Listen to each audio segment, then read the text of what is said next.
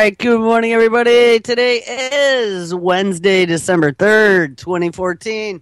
And this is Before the First Cup with Jules, Zorie, and Lady Pipple here on UCY.TV. Good morning, ladies. Hello. Morning. Hey, don't everybody sound so awake and happy to be here.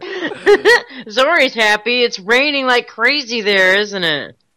Yeah, for the last 4 days straight. Wow.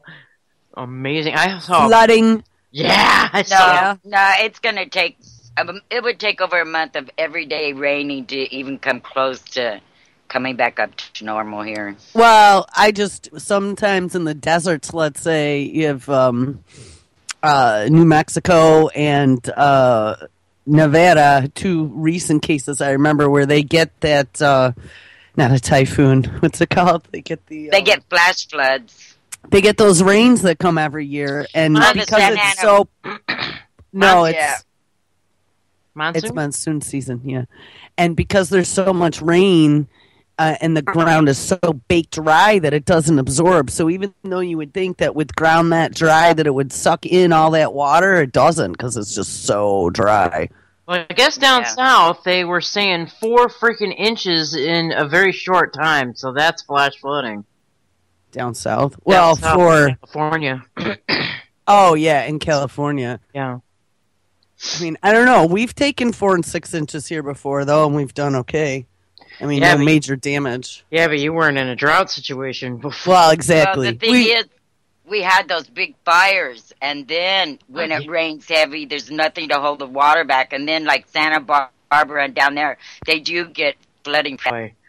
Oh, I can't imagine that. I hope people are going to be okay. The real shocker this summer was the north side of Mount Shasta is always it's glacier, and I guess it finally started melting, and they had a big mudslide on the mountain going towards houses. It was kind of scary, something that hasn't ever happened before. Bad deal. Mm-hmm. Bad deal indeed. We don't want that to happen. But I think they did say something that the fires were a factor. Mm-hmm. Sure. And the drought. I mean, the northern side of Mount Shasta is glacier, so it's always got snow on it. I mean, I've never known of that part over there to melt, and it started melting this summer. Wow. Yeah. Well, I want to wish everybody a happy Wednesday and say good morning and hello. I haven't seen anyone in like a week. I know. Has it been a week? I was wondering if you were coming back. I almost didn't. I got up and like literally, you guys, I mean, between the Thanksgiving holiday, the family coming, my munchkin getting sick, and she wasn't sick once, she was sick twice. She had this horrible cold. But as soon as what was their first day off was Wednesday, and she'd come home Tuesday afternoon, hack. Yeah, and that happened last year too, same exact thing. So, and she has this thing that when she gets phlegmy, she has like a real hair trigger gag reflex, and so she throws up. Oh yeah, so we had multiple pukes to boot. Right after Thanksgiving dinner was one, so that was beautiful. That was just completely topped off my dinner. Yeah, it wasn't good at all. And then we stayed home on Monday because she was still really sick and she had a fever. And ready for school Tuesday morning. She's all dressed, ready to rock and roll, and she coughs and misses the bus. So, yeah, it wasn't good at all. But on top of all that, over the weekend, so my mother was here, and I thought, well, to keep them busy, maybe we'll just grab the tree out of the attic. You know what I mean? That's always a fun thing to do with Nana. Well, Nana's here. Is put the tree up. So I set them on putting up the tree, and my daughter decided that she really, really, really wanted to put those deer out this year. I don't know if you know what I'm talking about, but the wireframe deer that have the white lights on. Yard. And can I just tell you, like, before I had kids, I never decorated for any holiday ever, okay? As you can imagine, But, all right, I'm a softie now. I give in. But, outside the front of the house, that's definitely what I don't want is like the crazy person Christmas look, So I don't usually put anything out front, but I'm like, okay, you can put the deer out front. So, what day was it? Must have been on Sunday, I think. I'm thinking. Yeah, it must have been on Sunday. So all these trials and tribulations. So now it's Sunday. And mind you, it was a holiday, so we had lots of shows that had to get cut because people were on holiday. Right. So it was double time for me. I finally managed between the sick kid, the mom in town, the Christmas decorations, the cutting the shows, all the stuff. I managed to close my eyes for an hour and a half to get up for the Sunday night show. And I wake up and I come out here and it's dark. And I'm like, oh no, I don't even hear a fan blowing. What is going on? All the power's out here. I even have UPSs, so why am I? But they don't last hours.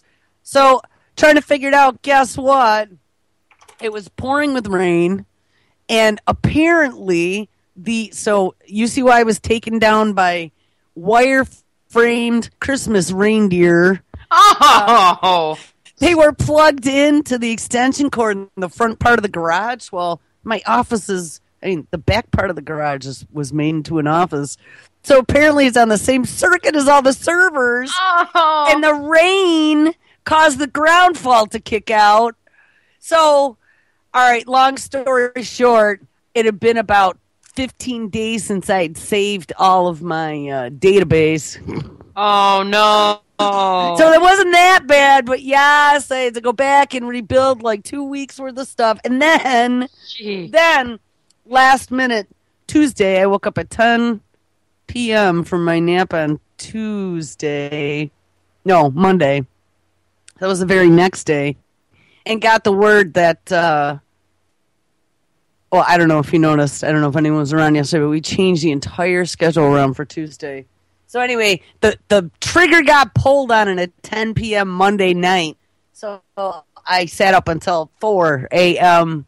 Tuesday morning, reprogramming all of Tuesday night's shows. And I must say myself, they all went off flawless. Wow. Not one hiccup. I was very happy. It looks like all the recordings went off.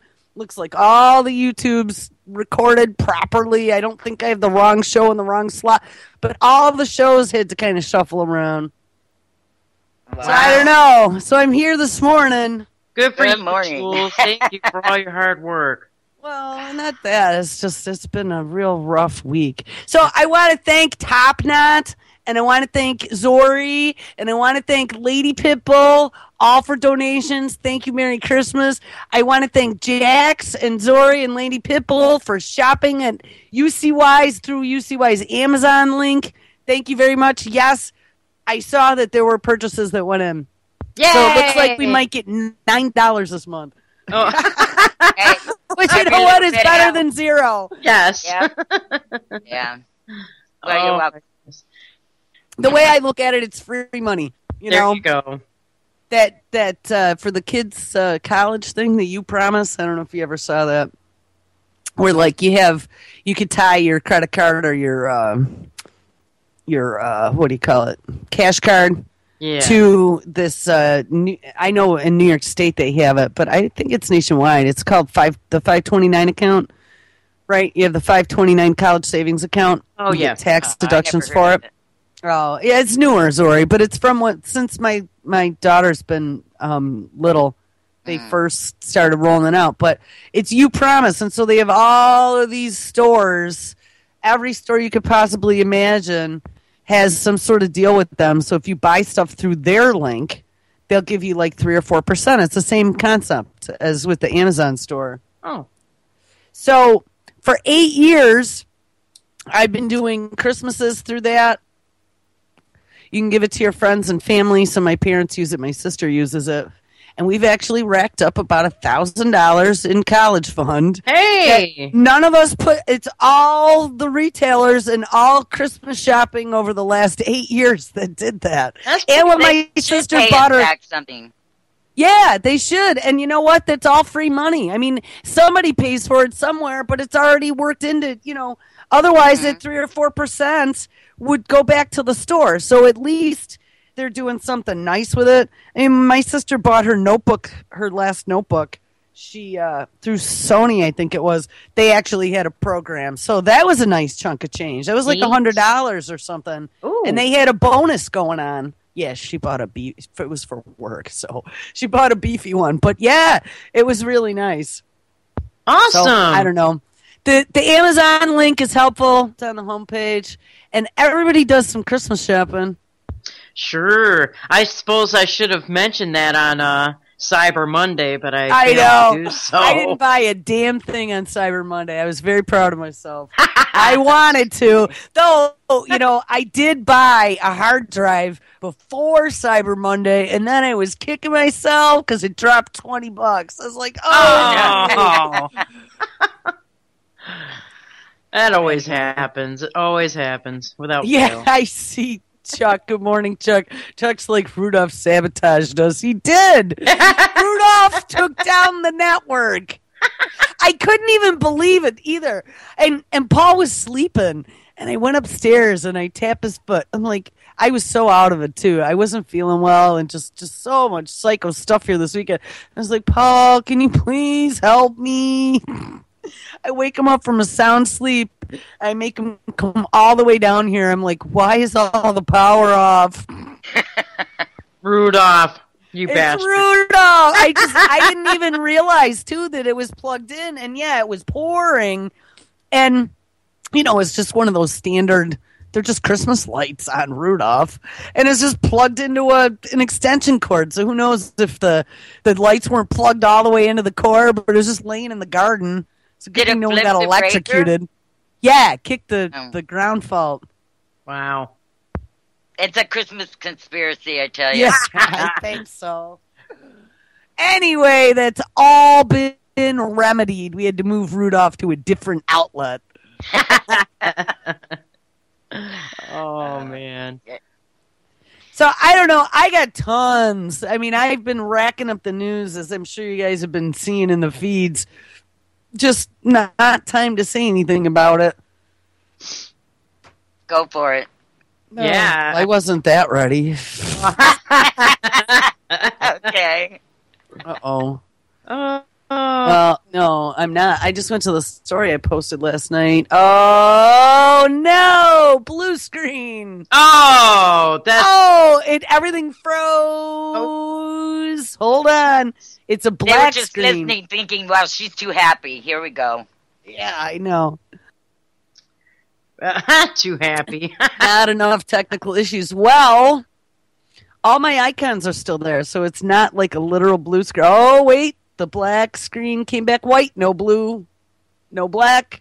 Oh, boy. Oh, here's another one. So, while I'm waiting for this to come back, we got a new show starting Saturday night in the old After the Last Cup slot. It is a show called Jaded, and it will be a roundtable hosted by Mrs. Kim O'Celli. So I thought that was pretty awesome. Oh, We're just working on finishing the banner for that. I saw this morning she picked one. I did like 7 concepts for her last night. Wow. And I also got an email from Liam Sheff.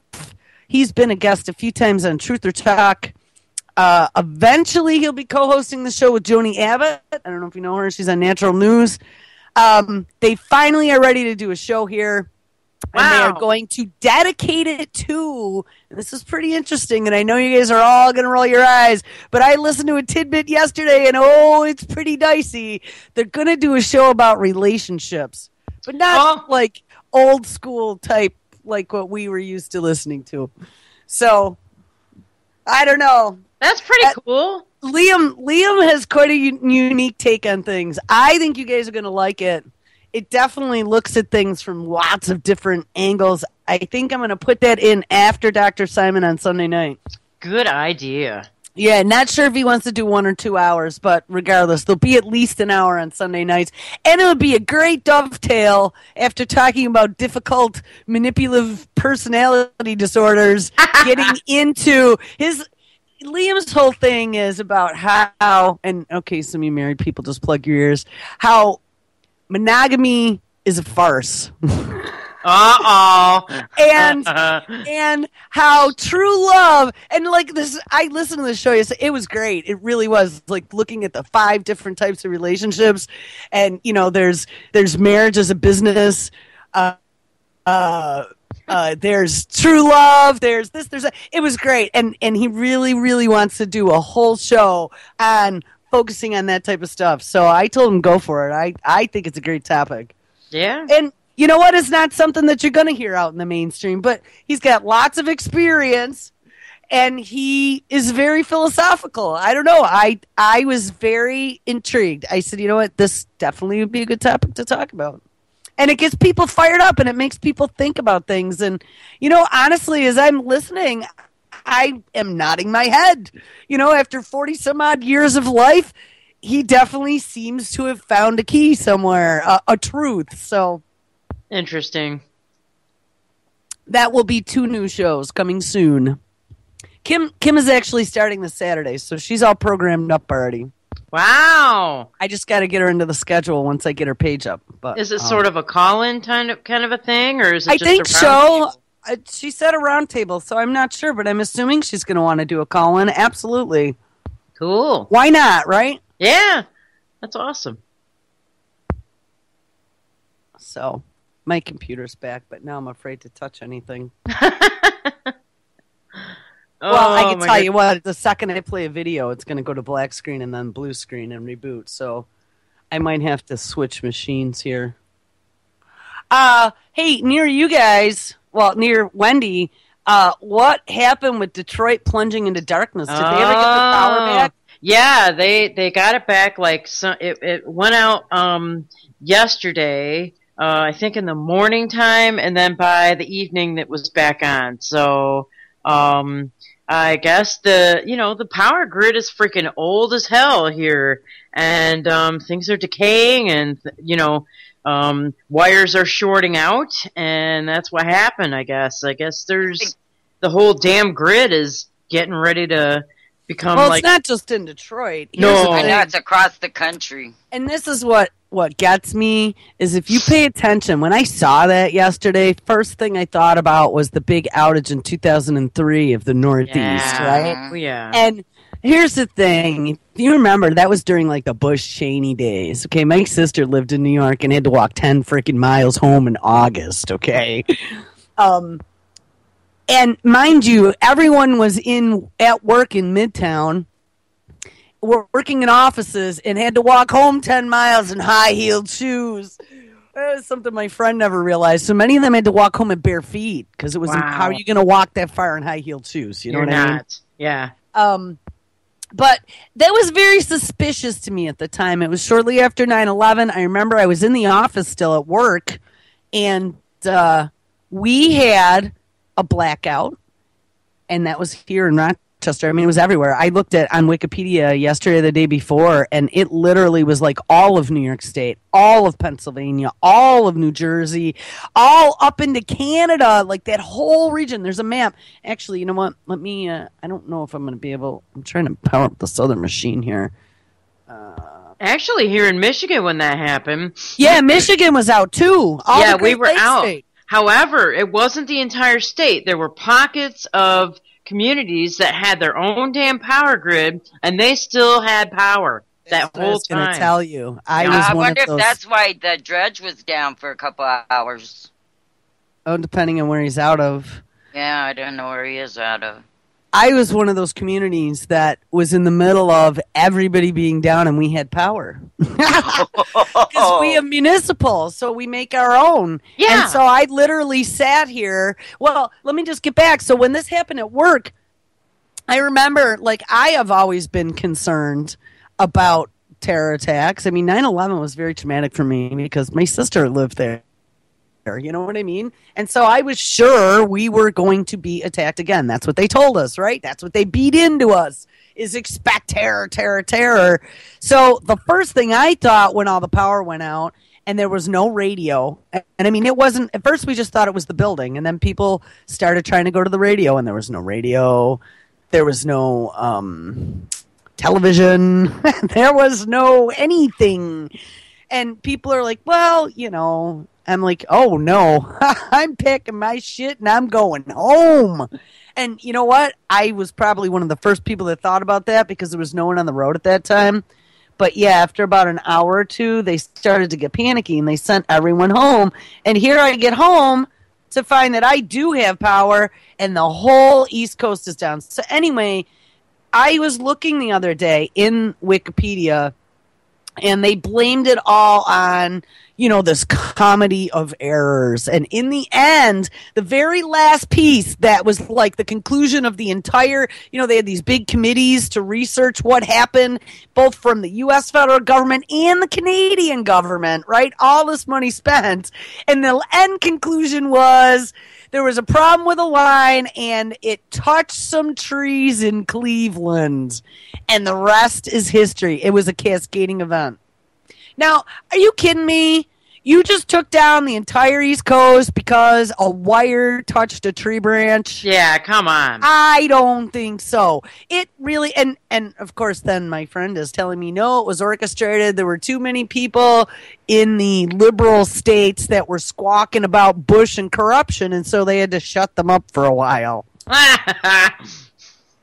That's good. Very possible. Yeah. I don't know about that, but very possible. But when you add that up with all the chatter you've been seeing recently from Department of Homeland Security, the Department of Defense, and all these different agencies, starting with Manet Napolitano just before she left office, warning about terror attacks on infrastructure and about how decayed our power grid is. Yup.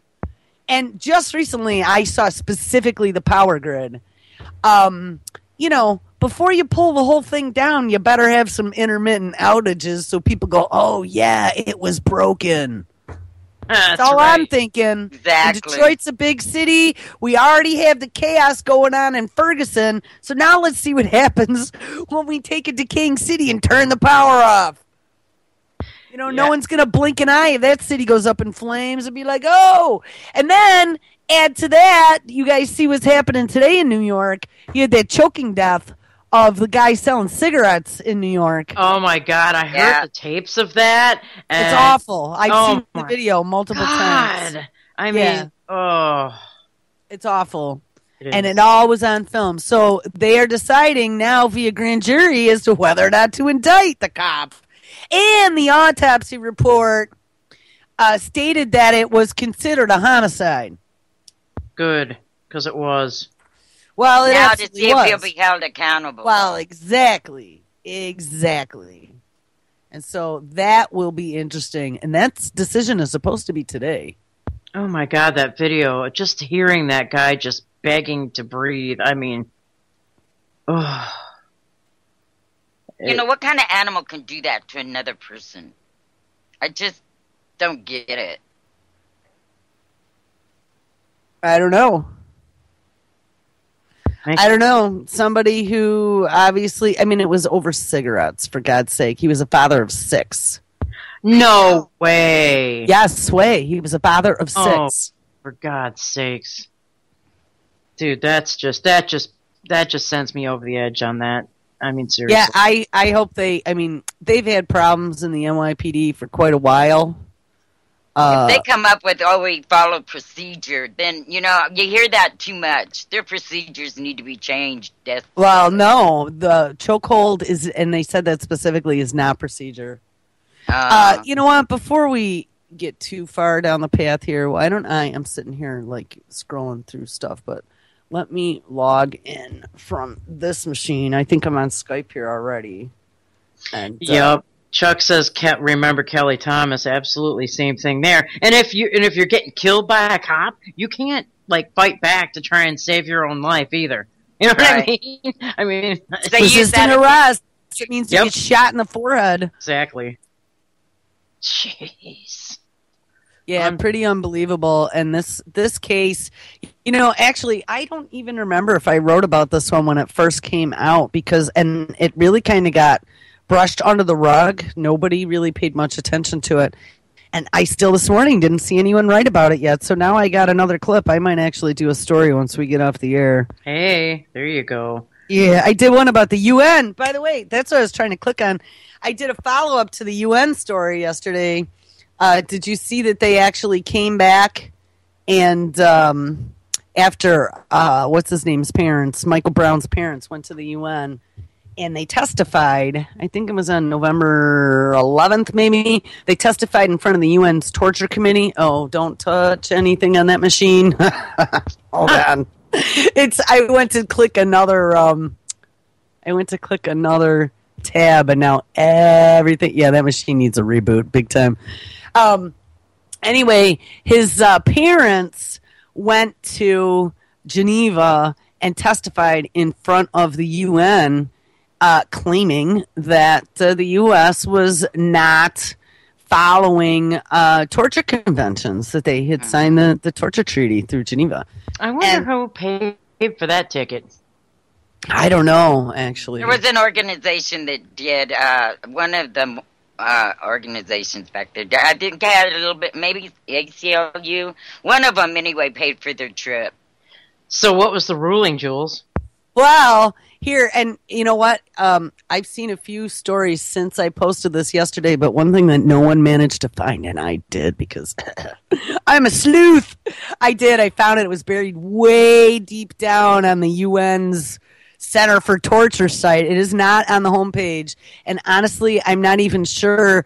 I left after digging for it for like an hour and then came back like 4 hours later and it was open on my screen. And honestly, I don't know how that happened, but some little gnome must have clicked around. I don't know how it happened. It was open to the page where the report was.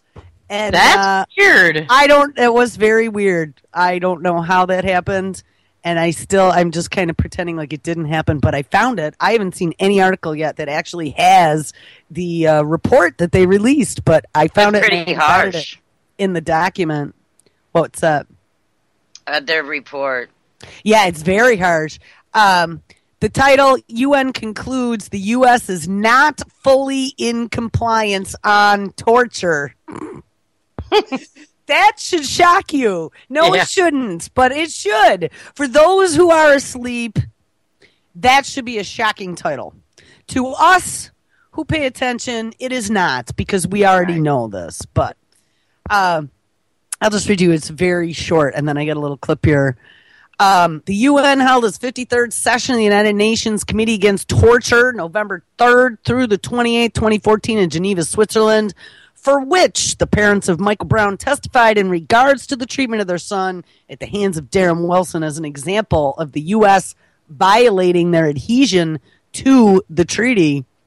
The UN investigated and has found the U.S. is not fully in compliance on torture, specifically in the use of, quote, racial profiling and the use of force by police, unquote.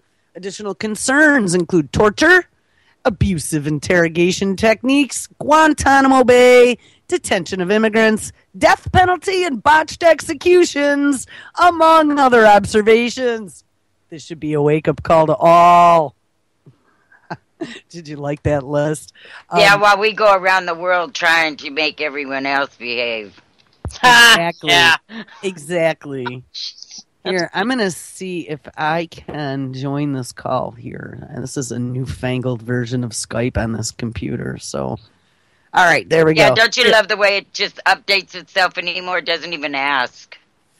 Oh, none of my stuff has been asking recently. It's really been making me mad because I know I set everything to off multiple times, and it's just doing it itself. Oh. Here, let me. I'm going to play this clip. This is a newfangled version of Skype on this computer, so... Alright, there we go. All right, there we go. Here, let me. I'm going to play this clip. A tragedy. That's how the United Nations Committee Against Torture describes the killing of Michael Brown. Meeting in Geneva today, the panel said it has to respect the decision not to prosecute Officer Darren Wilson, but it also accused the U.S. of not being fully in compliance with the UN Convention on Torture. Specifically, the group was critical of the use of racial profiling and excessive use of force by U.S. police, but it did not specifically mention events in Ferguson.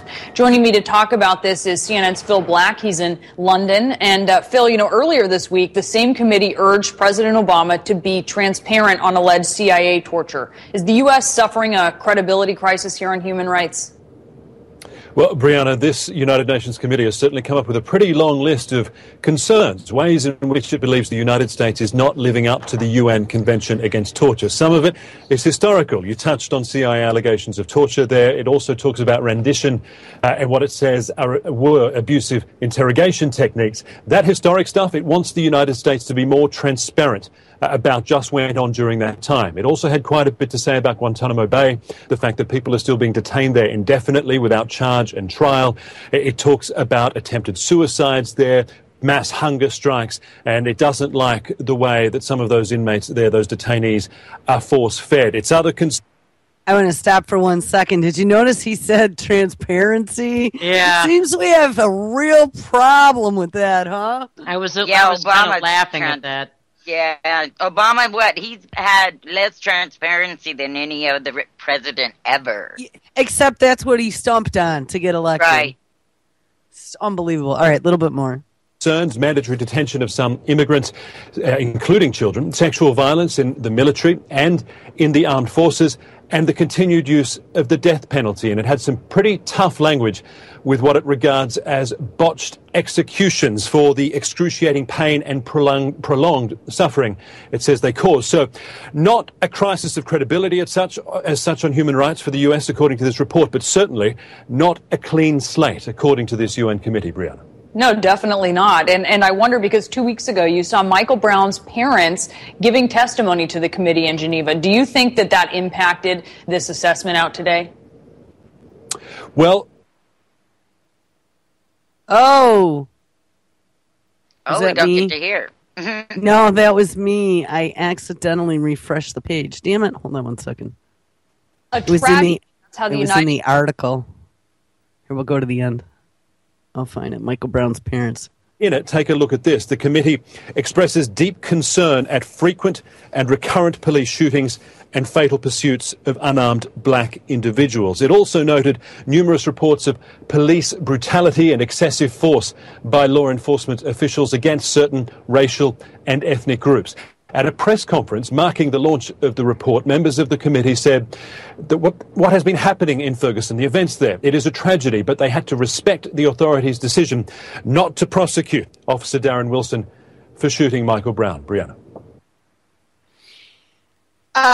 So there you go. I have a lot more to say about that, and I know I'm a couple days behind because we've already moved so beyond this Ferguson thing.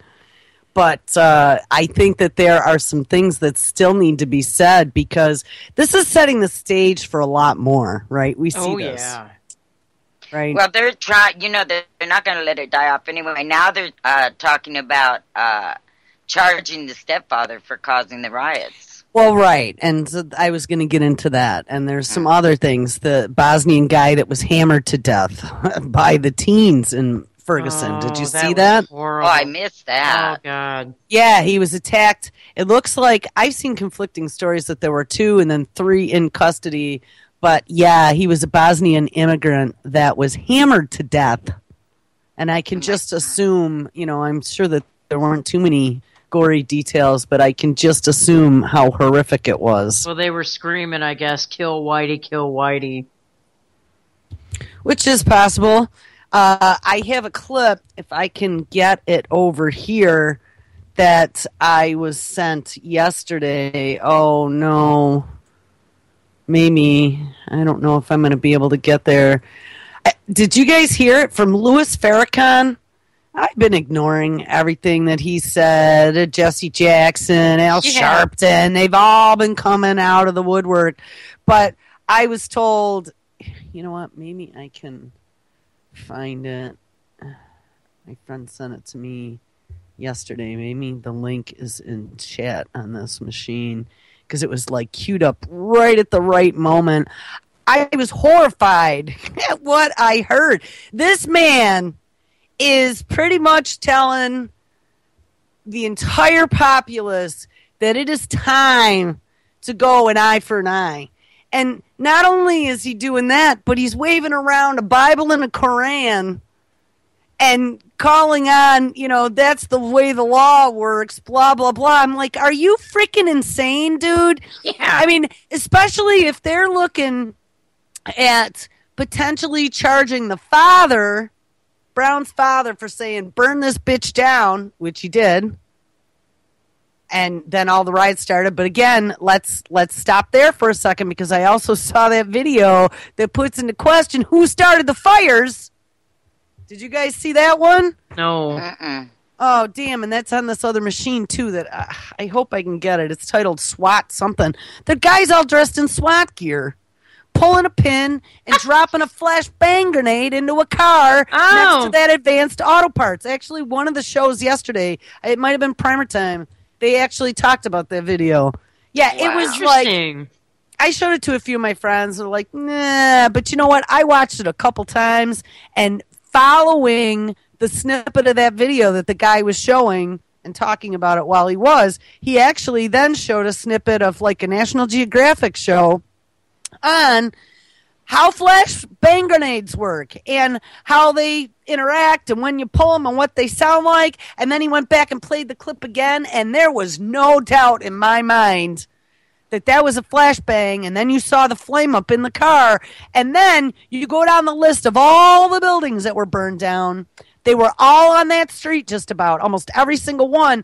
And in the footage, and it was an end-user footage that they were using this for, was showing that all of these places on this street were all secured by some sort of military group in paramilitary gear. Ding, ding, ding, ding, ding. That's exactly what I said. Yes, and they were the same ones that dropped the shit into the car. So, who burned down Ferguson?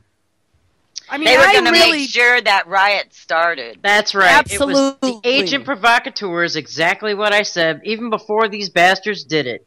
And what's so interesting as well is one of the clips I watched yesterday talking about now this grand jury ruling in New York City. Apparently, before this grand jury ruling, they actually sent a whole bunch of the NYPD to Ferguson, and they said specifically to learn more about the agent provocateurs. That's what they said. That's exactly what they said. And when you add that to the video I was just talking about, okay, seeing these guys dressed in paramilitary gear dropping flashbang grenades into cars and then the whole street going up in flames makes you wonder what kind of agent provocateur training the NYPD was doing. They weren't studying them. They were learning how to be agent provocateurs, perhaps, right? Ding. Yes, absolutely. And why don't they charge Obama for saying stay the course? I mean, you know what I mean? What about He's actually going to come out and have a statement, too, by the way. I saw that. I posted that last night. Yeah, 3 meetings on Ferguson on Monday. Mm-hmm. And one of those that Zorie covered was that he decided he was going to remilitarize the police force. Well, the 1033 program, there was a story a few months ago about that. That actually, I believe, was up in front of Congress, and they were talking about ending that program. But who knows? Right, but this just amped it back up. Yeah, they ramped it right. Here, I just found the link to the Farrakhan, and he sent me. It's from like, from like 6:56. I just want you guys to hear this because, like I said, if they're looking at charging Brown's father for saying burn this bitch down, okay, and then again, it's in question as to who burned the bitch down, yeah, right? But now you have Farrakhan, who traditionally has been. I mean, at least not for me, but I'm sure for a lot of people, he has been some sort of leader, at least black leader to look toward, who he pops up like a whack-a-mole. They all do, right? Anytime there's some sort of publicity. Right, issue that can put themselves into the limelight again and whatever, they pop out of everywhere and start squawking. But I just cannot even believe it. The title of this is Farrakhan Speaks, Ferguson and the Law of Retaliation. And at the very end of this, please tell me what they're chanting, because I could not figure this out. All right, let me connect. Because this, I was like, all right, if they didn't want the race riots to freaking start, okay, and they don't want this to get out of hand, then Farrakhan should have been tackled shortly after the speech. And arrested. Muzzled and arrested. And not that I'm against free speech, but he literally is inciting race riots in this, okay? He is saying to shoot back. He's saying to kill. That's what, literally, that is what this man is saying. And another thing that's interesting, actually, I got to get into chat, so I'll drop a few things in the chat here for you guys. But another thing that he's saying is to attack, and you'll see that there are standing ovations after that. Except what's interesting to note is that not the entire auditorium is standing ovations at the thought of starting riots. I was like, look, pay attention to that. Look, only half the audience is standing up and applauding. Good observation. Yeah, it wasn't everybody, but I think Farrakhan probably still has enough of a hold that I want to know why no one in authority is going after this retard. Honestly. Like, why would you try to make things worse? Well, why would you? It's just called opportunism. Like, he's using this as an opportunity now to make it even worse. Never let a good crisis go to waste. Never. And to make himself look like he's the one of knowledge and he's the one who's sorting it all out and telling you what you should do now. Well, through the word of God, if he's holding up... Exactly. Well, yes. Yes. On a higher authority. Yes, higher authority. You should be killing them all. All right, so let me play this. And I'm going to tell you, this is probably going to be disturbing to some people. I know I watched it twice yesterday, and my mouth was open. I'm like, why isn't this guy...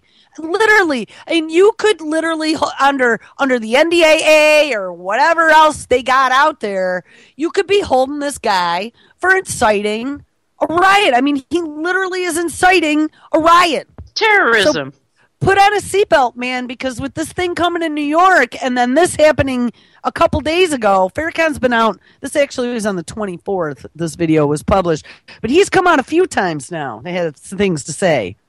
Like I said, I've been ignoring him up until now, till this was dropped to me yesterday and said, here, listen to this from 5:02. So here, let me play this. It's about 1 minute and 3/4. Now, wait. Just think about that. See? Now, my Muslim family here, imams, and my Christian family, in this book, there's a law for retaliation. That's right. A law for retaliation. Like for like. The Bible says, an eye, a tooth, a life.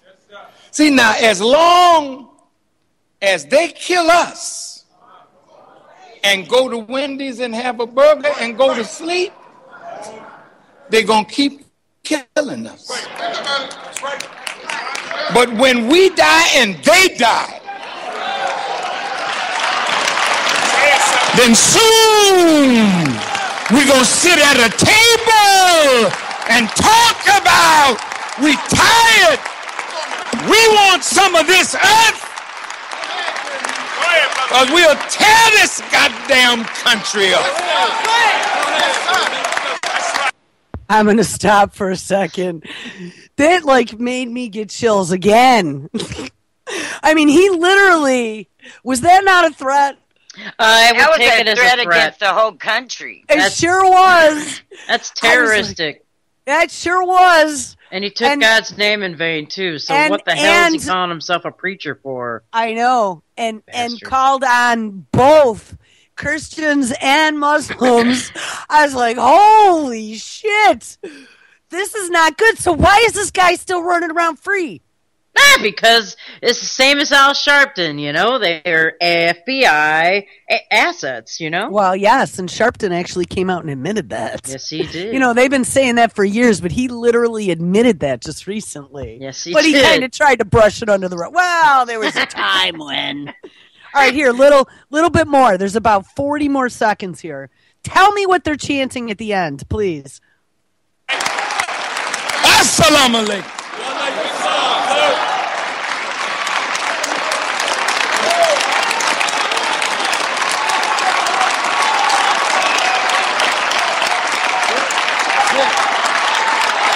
The Honorable Minister Louis Farrakhan. Yes, sir. Takbir. Takbir. Takbir. Takbir. I mean, was that some sort of Muslim chant? I couldn't make it out. I couldn't make out even what the lead guy was saying. I don't know. It sounded like Takbar something. I'm dropping that into chat. If anybody who is downstream wants to hear this, it is on a YouTube channel called The Final Call. And the title of it is Farrakhan Speaks, Ferguson and the Law of Retaliation. This was probably the most disturbing thing I saw yesterday. I see a lot of disturbing stuff. I actually was having visions of this beheading. Oh, my God. We laugh about those fake beheadings. And we did that whole Pig My thing about the graphic content beheading videos because they were so ridiculous. I saw a beheading video yesterday. Oh, it was awful. And I mean, it looked like it had been a circus of beheadings. And this one kid was like it was horrific. And I was sleeping last night. And, that kept playing through my head. It was awful. It's just like Hammy described it, isn't it? Oh, it sure was. And like we were talking about in the quote unquote ISIS beheading videos that never were, with the black boxes blocking out the blood and using a little, Boy Scout knife to hack the neck off. And I kept saying, where's the Hassan chop sword? Well, I'll tell you what, this wasn't a Hassan chop sword, and it took like a split second, and it was departed. Wow. It was very, I've never very... been able to watch one. You know what? I made myself just because, and it echoed in my head all night while I was sleeping. I shouldn't have watched it. Oh, my God. But, I got to tell you, this stuff... When I start putting all these pieces together, and I mean, we've all been putting it together, but pay attention. I haven't been sleeping this last week. There's a lot that's happened. When you look at what happened in Ferguson, and now, I don't know, everything seems to have calmed down, maybe, but then we had this hammer killing. Okay, there's a lot of pent-up aggression right now. A lot of pent-up aggression. Yeah, and people are walking around with all that aggression. It don't take much for it to go off. Exactly. They have created a powder keg now. I'm glad that it's not the middle of the summer. It would be a lot worse with the heat, humidity, and boiling, and But you got wackos like this running around then, invoking religious figures and religious law and calling on people for an eye for an eye. And then you got real beheadings going on overseas. Oh my God. I got to tell you guys, that video, and it was on YouTube. I doubt it's up anymore. It couldn't have been. I mean, it was so graphic. Wow, It was horrific. Ugh, it just gives you chills. It does. But how is this guy still running around? I mean, what happened to all the terrorists? I thought we had terrorists everywhere. Well, if we didn't, we're gonna now. Just because he gave the go sign, it seems like Farrakhan gave the go signal. Go, go, go. All of our sleeper agents, time to move. It sure is. Mm-hmm. And so now they ignore him, but then they put it all on a grieving stepfather. Right after they got the word. Hold on. They want to charge him. Let me find that because I have that clip too. And that is a really good point, Zorie. Mm-hmm. And, the father came out afterward, and he's like, well, I saw an interview with him. He's like, well, I was frustrated, and his wife's crying, and, you can understand that. But the other guy. he was showing no remorse. Yeah. No, he was just calling for revolution. Even more than that. He literally is calling out to go kill people. I'm going to see if I can find that quick. Exactly. And then you got the Oath Keepers. Oh, I heard about that too. Yeah, who are in... Oh, look, we even got a couple good videos. Hold on. Were in Ferguson. I don't know if they stood down. They had to. Were calling for them. Were threatened with arrest. Did you see where some citizens went fully armed and protected this one gas station because the guy had given them helped them out throughout the years and stuff, and they saved his gas station from being burned down. Well, I think that's from the community. Yeah, there were some community people, and then some Oath Keepers showed up and did the same thing. Mm-hmm. I read about that. Actually, I had that article all primed and ready, and I'm like, that's getting a little old and crusty. I think I'm going to close it out, and I closed it out. It's funny that they try, they didn't. They wanted that place to burn. They didn't want people out there to stop it. No, they did. You're right, Zorie. That's exactly it. And as I'm digging more and more into this, I mean, it's just looking more and more apparent. There was something here too.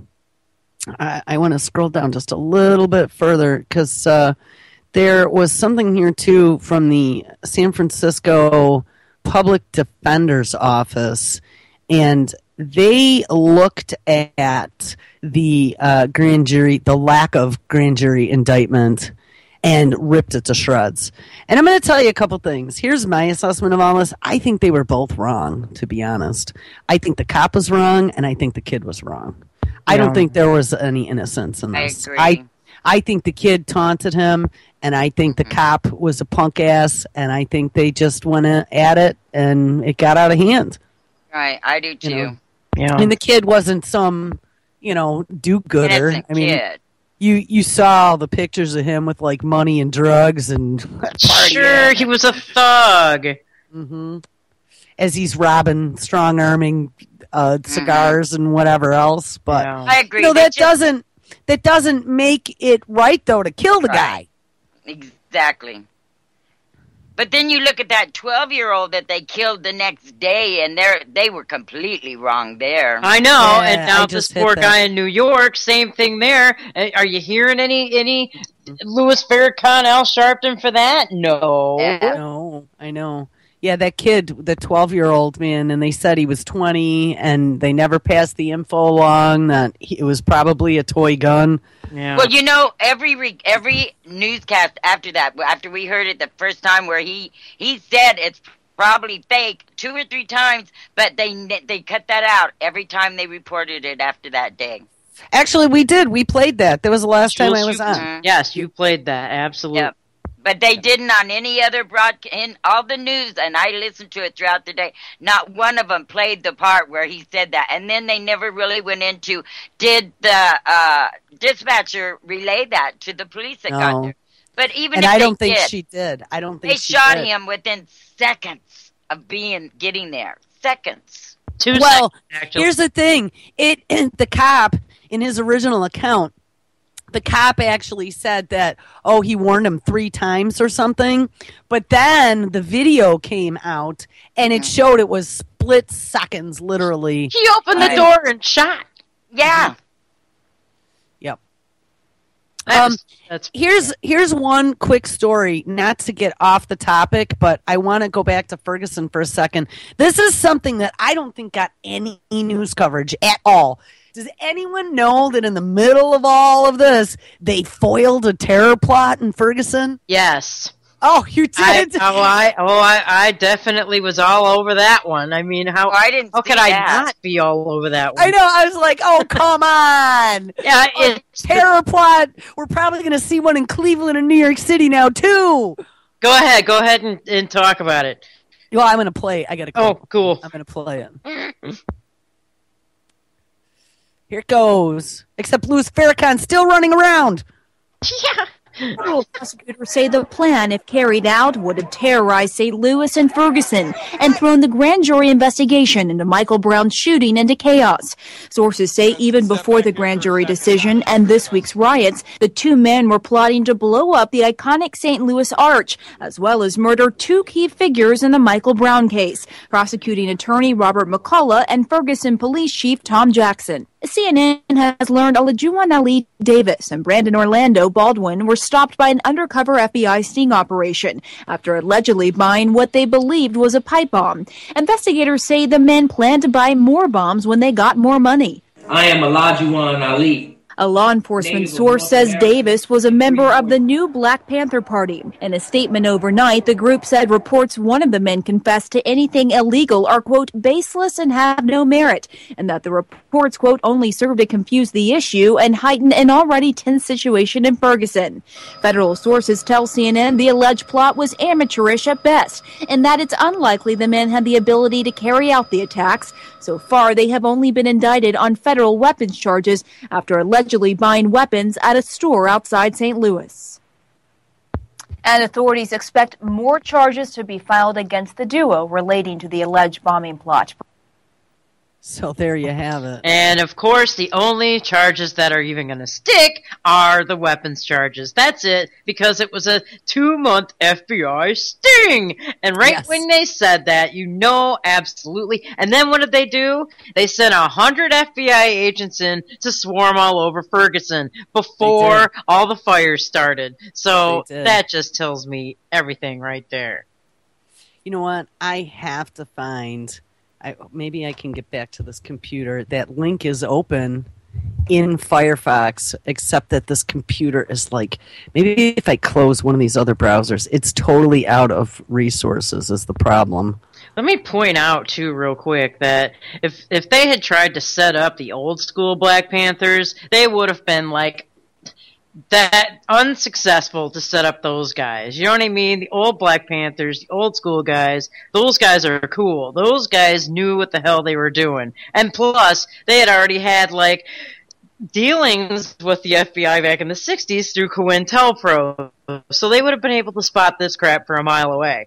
You know, but the new Black Panthers under Louis Farrakhan, or wherever the hell they're from, is just a bunch of, you know what I mean, mindless followers or whatever. Well, what I find very bothersome here, too, is that we have the entire Muslim component that's working into all this as well. Mm-hmm. You know, and is this intentional or not?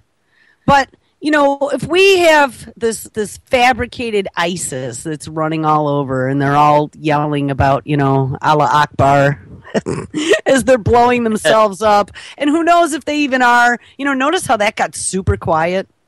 Like, where's ISIS? What happened to ISIS? They'll bring it back up when they need it. Yeah, they're not needed right now. ISIS is taking a nap. Yeah. Nappy time. Yeah, I mean, but it and how they were trying to put it into everyone's head, and they worked on this for a few months, how anybody could be a terrorist. Remember? They could be living under the bed. It could be your next door neighbor. It could be the valedictorian. Right, your brother or your sister, your mom or your dad, anybody who speaks out. Then you have whole cities going apeshit. Then you got Farrakhan quoting scripture now, calling for terrorist activities. And guys, they're pushing this really to the brink. They are pushing it as far as it can go. They have now ripped open old wounds that I don't know about you, but I personally thought things had gotten a bit better. I mean, despite the police brutality, but I didn't think the police brutality was as focused on the black population as in general any of the peons. Any of us. I mean, tell me, Tell me if we have not seen our fair share of black, white, brown, yellow, and orange getting the shit beaten out of them and killed by police brutality over the last couple of years. Right. Absolutely. So to run around and say that it's just the black population, I think is bullshit. It is. Honestly. Because they're getting ready to start this stuff as soon as everybody gets in here. They're going to do the same thing with the Mexicans. That's what the whole plan of that's what the whole plan of San Diego was about. We're seeing it here with the blacks. They're being used and manipulated, and now they just got to get a few more 100 million coming in here, and then they're going to pull the trigger on that. And you say martial law. Mm-hmm. Absolutely. As soon as they give us 3 weeks to kill each other off sufficiently. And what makes me sad is that I have a lot of black friends, and they are believing that this is an attack against them. Exactly. I disagree. It is an attack against them. Actually, and all of us, too. All of us, yes. Right. It is, yeah, they just don't include us. But you have to admit, there are more blacks killed and more blacks in prison. Well, absolutely. Yeah, absolutely. But it's everybody across the board.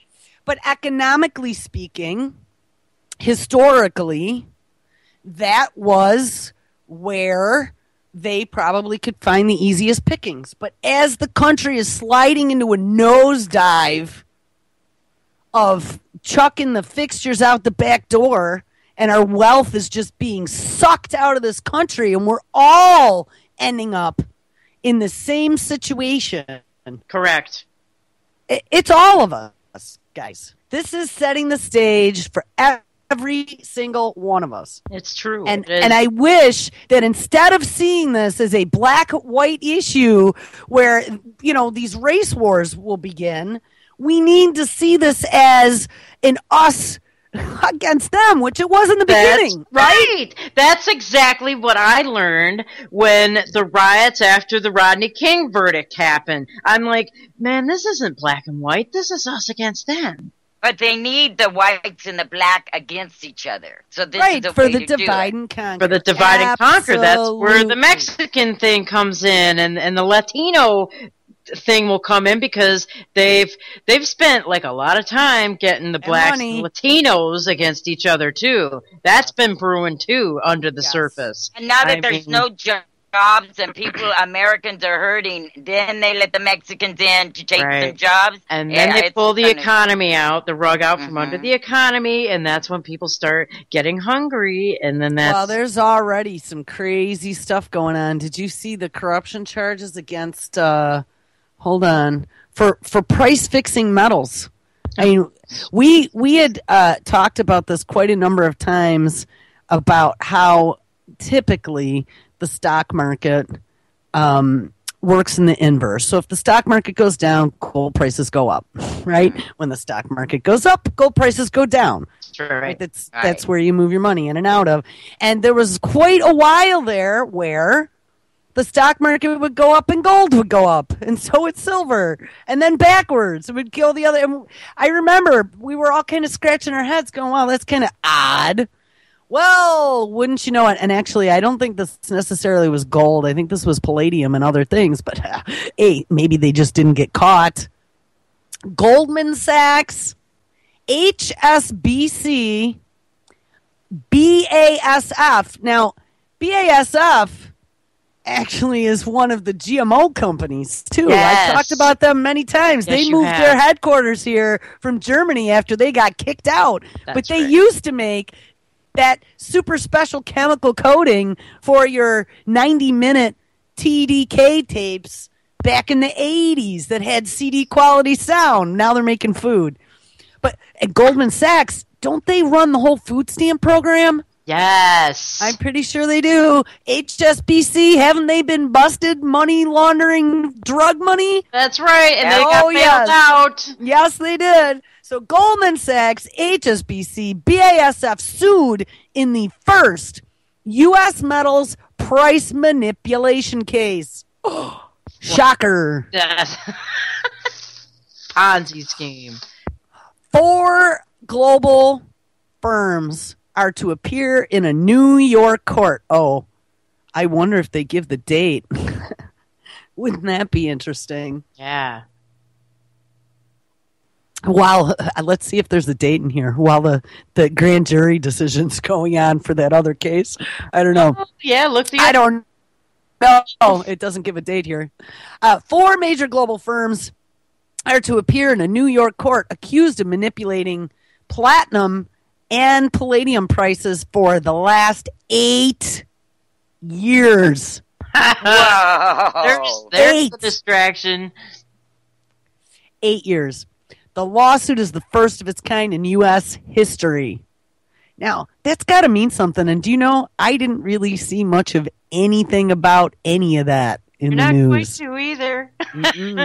Well, it's going to be history because look at they make us think about it, and then they won't be held accountable. They'll be given a little fine, as always. Well, we were always saying the whole time with this Ferguson thing to really look at what they're trying to distract us from with this Ferguson stuff. So here's one of them. Well, right. I mean, global financial collapse is definitely one, and keep your eye off that ball is what they're saying. That's correct. It says those accused include units of Goldman Sachs Group, the world's biggest global investment bank, HSBC Holdings, Europe's largest bank by market value, and remember that's Hong Kong, where there. I don't know if you guys have been paying attention to all the protests worldwide, but there's like some shit touching off in so many countries right now. It's not even funny. Big time. Also, the metals unit of BASF, the world's largest chemical company, as well as the Standard Bank Group from South Africa, the world's largest producer of platinum and the second largest producer of palladium after Russia. So imagine South Africa is involved in this as well. The plaintiffs claim the manipulations of precious metal prices, which is believed to have started in 2007, have cost purchasers millions of dollars, Reuters reports. The companies have been sued for using insider information about client purchases and sale orders to profit from slight improvements in price of the platinum metal groups, be they used for jewelry or for industrial use, such as the production of automotive catalytic converters, fuel cells, etc.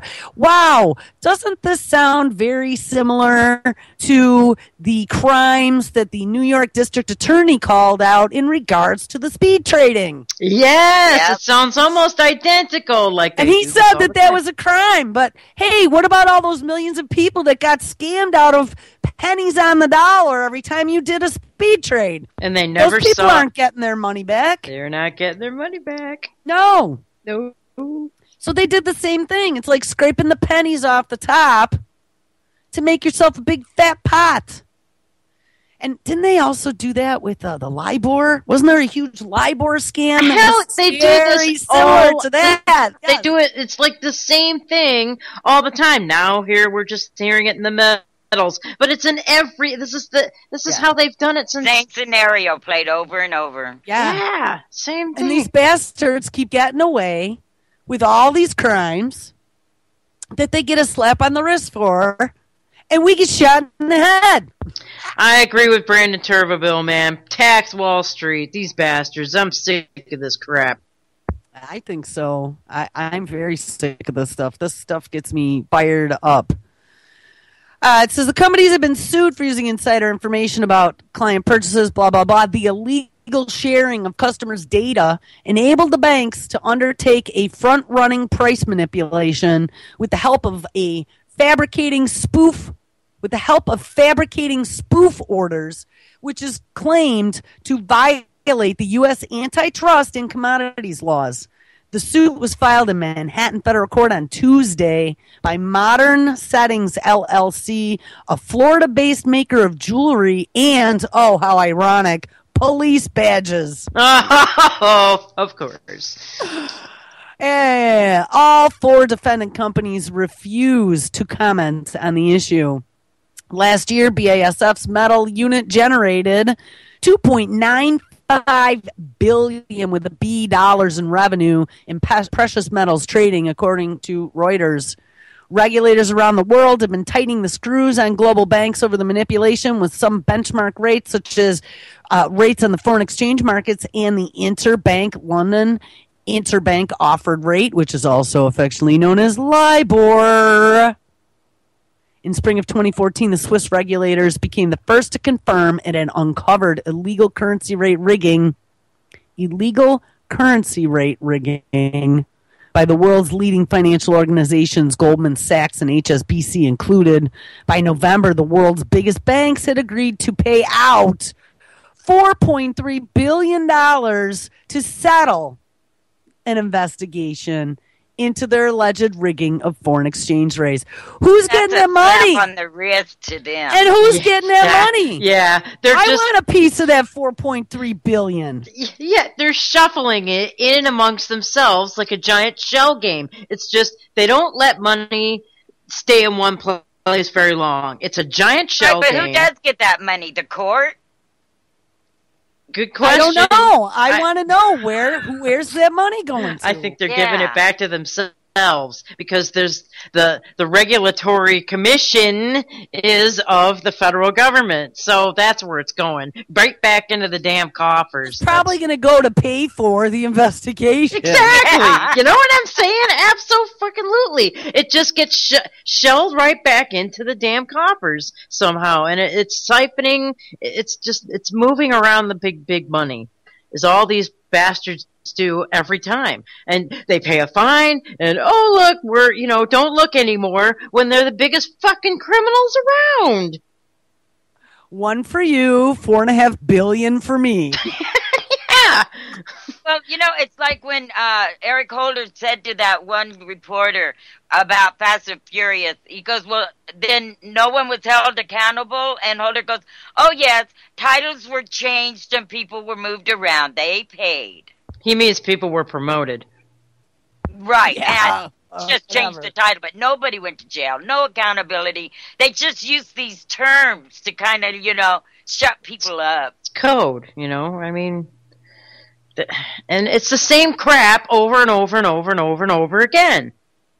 But why does it keep working over and over and over again? Because it's all their cronies letting them off the hook. I mean they're nobody's paying enough attention is the problem. Or they're I think paid a lot of money, and you know what I mean. Here, I actually managed to close everything on that other machine and then reopen a browser and then go into my history back like 5 days and literally find that video of the SWAT team or whatever they are, the military-esque team in Ferguson with that flashbang grenade in the oh yeah, I want to see that big time. I totally want to see that. But kind of sticking back to what we were exactly just talking about, it's the same crap that they pull all the time. Listen to this little headline. I'll just read the headline. There's a Ponzi. Treasury issues $1 trillion in new debt in 8 weeks to pay the old debt. Right? So they've just bought a bunch of new debt to pay on the old debt. And all that is, it doesn't do a damn thing other than shift more masses of money around in the shell game. And it continues. It's a giant casino. Anybody who's invested in the stock markets or in gold and silver and the palladium, obviously. I mean, it's all a giant casino, and anybody screwy enough to be completely invested in this giant casino is absolutely apeshit crazy as far as I'm concerned. You just made me think of something else that I just saw going on in the markets, and now it slipped me. Oh, damn. I'll have to try and remember. There was something else big I just saw that was like a red button. Ding, ding, ding, ding, ding. Yeah. Like one of those.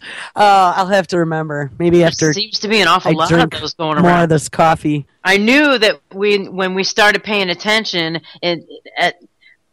not at all the Ferguson stuff and start digging around with this other stuff, we'd see a bunch of them come up. I know that this isn't the end of it.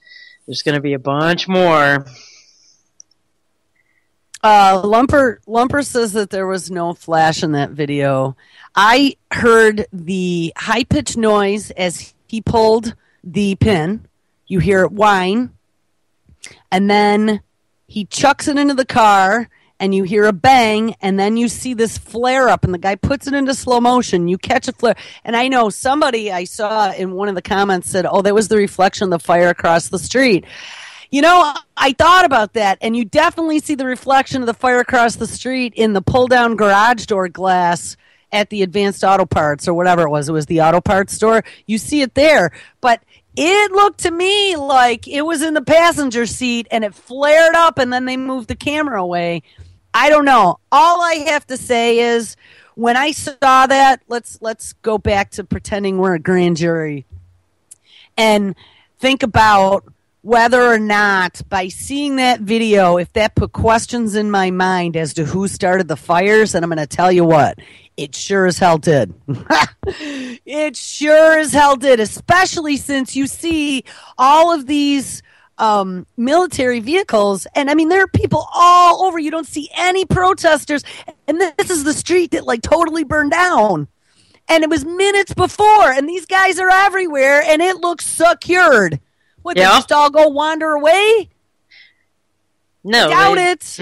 No, they went and they had pulled their insider shenanigans, is what they always do. And literally, if you walk down the street and you take a look, now Lumper says he has a picture of the car that's still there the next day. I'd like to see that because that's more evidence. Like I said, I've only seen this video in regards to it, but regardless, it makes me question it. He's got a good point. He said provocateurs don't wear military gear, but I mean, if they don't give a rat's ass, if they they'll just go in there and do it anyway. You know what I mean? With the grand jury, if there's any inkling of a doubt, then it's supposed to go to trial. And there were things that you had to question. Well, that was my thing. Even watching the talking heads on CNN, they're like, well, there were a lot of conflicting reports in the eyewitness testimony. Shouldn't that right there have then made them say, maybe we need to talk to some more people and really look at what happens? Yeah, or send it in for trial. That's the whole point. If there's any reason or any reasonable doubt, then you send it on to trial. I don't know. Because I always thought that the grand jury wasn't there to judge guilty or not guilty. They were there to decide if there's any doubt as to what the charges are. Then it needs to be going to a court of law. Right. That's what I thought too. So big question. I had heard that the prosecutor was extremely strong army. Oh yeah, used a law that hasn't been used in 100 years. Mm-hmm. Yeah. I saw something about that, but I didn't read it because it was all bullshit. It's where it was legal to shoot someone in the back as they're running away, more or less, and it hasn't been enforced. This one lawyer was saying that he's never seen a prosecutor work like that in a grand jury. Mm-hmm. Making the grand jury feel belittled and that they, more or less, you don't know, you have to do this because of this law. Yeah, so who's saying? Scripted. Just all damn scripted. It's obvious. And anything that they could do to get the riot started. Yeah. I think that's kind of where it was. Mm-hmm. Set it off. Yep, they needed that riot. I don't know. Do we change gears? I'm so done with Ferguson. I think that we should look at, I want to look at this. Hold on, I got to share this. Prepper Chick just posted. Apparently, Ukraine just revealed that they had a nuclear power plant accident. Oh. Yeah, that's been going on. I heard about it yesterday. And there's no threat, of course. Plant. Yeah, well, remember, guess where Chernobyl was? Yeah, exactly. So a little east or west of it. It was right outside of Ukraine. Yeah. Yeah.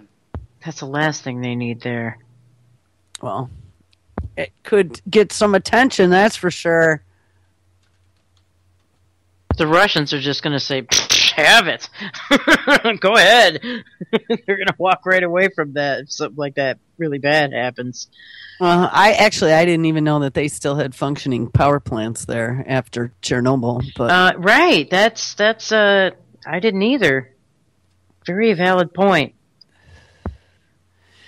Let me scroll through here really quick. I want to see. I know I posted something yesterday in regards to the New York City shooting. Also, did you see that Netanyahu dissolved his parliament?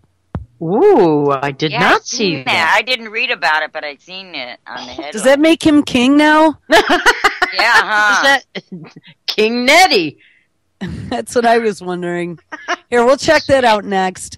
Yeah, I want to play this. Am I still connected? Hey, look at now. This machine has no echo. Notice that?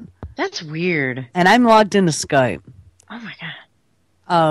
All right, here. Let's play this one. Will cop be charged in the chokehold death? This is in New York City. I want to see if we can garner any details. Report contains graphic content, so viewer discretion is advised. July 17th, Eric Garner is about to be arrested in Staten Island, New York for illegally selling loose cigarettes. But something goes horribly wrong, and it's all caught on tape by a bystander. I'm minding my business, officer.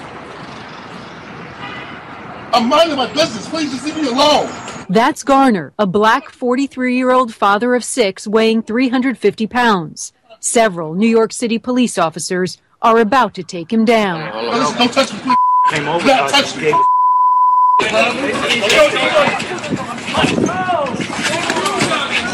Look closely. One officer, Daniel Pantaleo, who is white, has his arm around Garner's neck. Listen to Garner's cries, muffled by the pavement. What police may not have known was that Garner suffered from asthma. His body appears to go limp. Garner was later declared dead at a nearby hospital. Police say he had a heart attack and died on the way. Less than a month after his death, the New York City medical examiner made the official ruling. The cause of death, compression of neck, a chokehold, plus compression of chest and prone positioning during physical restraint by police. His death was ruled a homicide. Complicating matters, the ME also found that asthma, obesity, and cardiovascular disease were contributing factors. The city erupted in protests. We actually came out here to give support and make sure that we show this to the family of Eric Garner that we out here and we feel for him. New York City's mayor called it a tragedy, promising a full review. The police commissioner promised to get to the bottom of it. As defined in the department's patrol guide, that this would appear to have been a chokehold. A grand jury was convened to decide whether or not the officers should be indicted. It began hearing testimony back in September. I just want them to do the right thing and give me justice for my husband. The jury is expected to announce its decision by the end of this week. Meanwhile, the community is working to prevent another Ferguson. Given the explosion of violence there, New York brass isn't taking any chances. The NYPD reportedly sent detectives to Missouri to learn more about professional agitators and about strategies to prevent the same thing from happening in New York. Staten Island's District Attorney Daniel Donovan isn't talking, but New York police are in touch with community leaders there to coordinate a response to the grand jury's decision. What they don't want is more of this. No justice, no peace. Or something worse. So there you go. Yeah, that was the money shot right there. So they're gonna say that guy, it was all that guy's fault he died. You know, the obesity, the asthma. Oh, yeah, that's what they're going to try and turn all this crap into and then give it a reason to, clamp down on that, too, in New York. What's that? Well, everybody overeating and stuff. Look, it contributed to his death. Right. It was his fault he died. He shouldn't have been Wait, had asthma. Yeah, she had asthma. Yeah. Actually, I caught that. Good point. And I was wondering if that isn't going to be like the next thing that they start targeting, some sort of national obesity campaign. test. Yeah, absolutely. Absolutely. You can see it all coming right as clear as day. We're calling it right now. And just you watch, it's going to happen. We're going to be saying the same shit. Look at that. We were right. But he did rule it a homicide, so somebody murdered the man. That's what they're saying. Well, absolutely. And the only ones touching him was the cops. If people want to get pissed off at that. Mm-hmm. Because that deserves to get pissed off. I mean, who cares? The guy begging, saying he couldn't breathe. They just don't care. Oh, the audio was so hard to listen to. I'm telling you.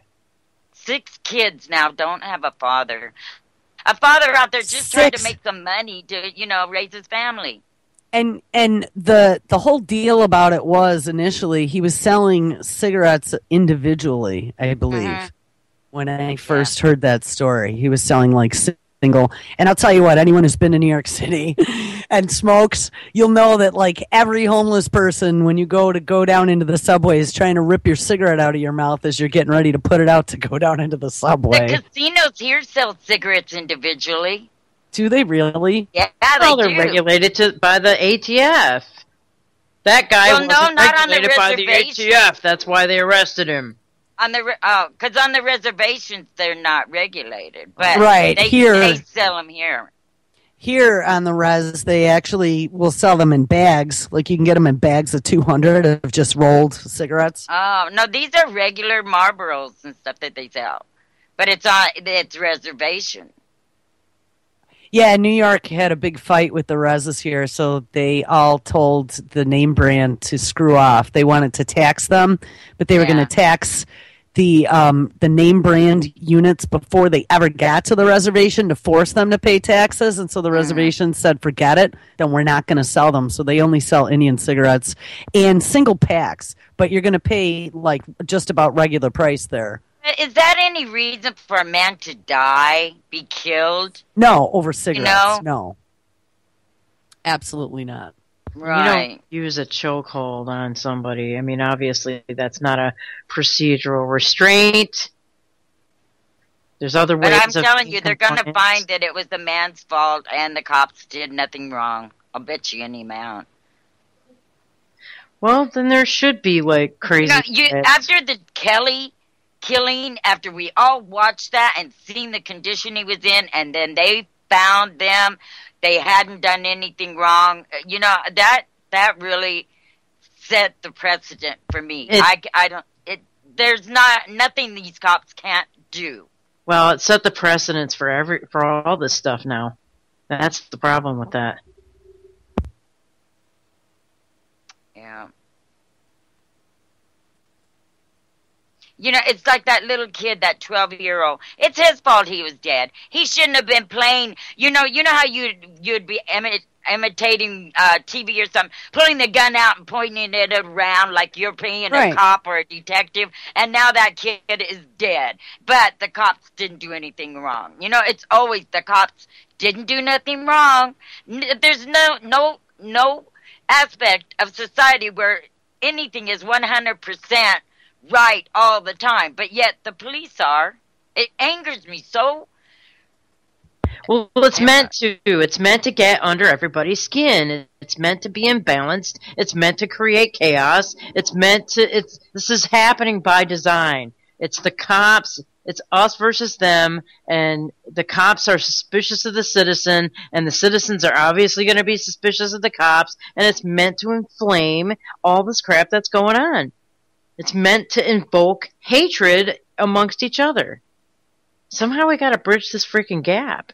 And I think Jules' thing of liability insurance is the top thing that needs to be considered. I think we should. I think, man, that would just... I wrote a letter to the editor. They won't publish it. So I'm thinking about running an ad. Oh, that would be cool. Mm-hmm. In Missouri, they were going after that, I think, right? Wasn't that where they were pushing it? It was Missouri. Mm-hmm. Oh, and on top of all that, what do we have again? We're going to get ready to play chicken with the budget. Did you know that? Oh, Okay, Hold let's on. again. What will they accomplish in the next 2 weeks? Oh, this is going to be the lamest of lame ducks. Basically, a win is not having the government shut down on December 11th. Anything ambitious off the table. Might they shut it down? Look, the government will start shutting down if money isn't reappropriated December 11th. So there's a hard stop on this that's 10 days away. And boy, the White House and the Republicans aren't getting along. And yes, it's still a Democratic-controlled Senate, but there's a lot of bad blood out there. But at this point, should we just say, fine, it's a wash until you get the new people in place and then just go on? It's not so much a tactic, it's just the inevitable. Mostly, I think that's right, Chris. I think that in lame duck sessions, it's taking care of old business. We're not going to see them try to tackle immigration reform until the new Congress is in January, if they decide to at all. This is simply a matter of keeping all the blood running, keeping everything alive. Keeping the body politic alive. Until the next session gets into Congress. But look, I mean, in the past couple sessions, we've seen the gutless wonders in Congress say that they couldn't do anything until the lame duck because the elections had to be safely over for them to take a controversial vote. That ambition that existed in previous lame ducks is absent here. This is just keep the body alive. Okay, we have a couple of polls to show you. These are hot off the presses. They were just released in the past hour. This is a new CNN ORC poll, and it shows the public's opinion of the new GOP-led Congress. It asks, GOP control of both houses for Congress will be good for the country, 44%, bad for the country, 50%. Margaret, is this buyer's remorse after the midterm? What is that? You know what this is, Allison? This is exactly what the Republican Party knows it is, which is that, newsflash, we've got a brand problem. All right? That's stuff we know. And what we also know is that with Republican unified control of Congress, there is an opportunity to show stark contrast, actually get things done, and set the table for 2016. So actually, just because people feel badly about Republicans, we know that. We know that. We actually now have an opportunity to help them feel better about Republicans. And that's what I think, and I certainly hope Mitch McConnell and John Boehner will do going into the next session of Congress. Blah, blah, blah, Oh, blah, yeah, blah. them cackling bitches. Shut the hell up. You know what I've been saying Crap. all along? Nothing's going to change. I just seen that Sessions House GOP is on the verge of breaking their 2014 campaign promises. It's already starting. And they're not even in yet. Well, did you hear what that guy said in the clip, though? He's like, this is the last vestiges to keep the body alive. I mean, that's the only thing that was said in that whole video that was of any note at all, is that they're just barely trying to keep the economy limping forward. But remember how they were all going to stop the immigration and he's were right going to about fight that. it to the fullest? Well, this article, it says, Senator Jeff Sessions suggested that the House Republicans are on the verge of breaking their campaign promise to fight President Obama's administrative amnesty, judging by legislation text currently being circulated. Sessions said that the proposed language fails to meet the test established by the Republican National Committee chairman, who promised earlier this year the GOP would do everything possible to thaw Obama's executive orders. They're already backing down. Of course they are. Yep. How nice is that? You know what? It's all going to be the same. It doesn't matter what clown is in there at all. I know. You can't get that through people's heads. Their memories are so short that they can't even remember. The thing is, again, this is this duality where we have two parties and then we get them to fight amongst each other. That's you right. know, it's the That's all for easiest and the show. oldest trick in the book. There you go. Yeah, it's all for show. Just like wrestling is. Hate him. Now tomorrow you hate that one. Yeah. Mm-hmm. Yeah, Yeah, there's no difference. I mean, they put on a show on the floor, then they go out to lunch and they're buddy-buddy, The cool thing is, I think more and more people are starting to see it, though, and are starting to say, screw this crap. We're not falling for it anymore. Yeah, but there are enough of them brainwashed. You hear it every day in every conversation. Either they're Republicans against the Democrats, no matter what the issue, or else they're Democrats against the Republicans, no matter what the issue. It's used almost in everyone's conversation. There's that hate there, and that's why it was, created that way. I don't think we'll ever come together in that part. I don't know if anyone will ever. It's like they're like a football guys that are so gung-ho for their team. There's nothing you can say that'll change their mind no matter what you say to them. Same thing with Republicans and Democrats. Unless there is just that seed that starts to sprout, raising doubt. Yeah. I'll tell you what, I used to be lefty all the way until I saw that birth certificate posted on the White House website with layers in it. I opened it myself. Everyone has a thing that will set them to look, but it's finding it. Right. But yeah, there's such a long-seated distrust and hatred between the two sides that I don't know if there's ever really going to be a common ground here. That's why we need a third one to come and just take the whole damn thing. We need to get rid of both parties and the presidency. We don't need a king at the top. No, we don't. Speaking of king, wait, let's find why good old Bibi got rid of his entire parliament. Yeah, Bibi! I want to hear this. I didn't listen to this one yesterday. Hold on.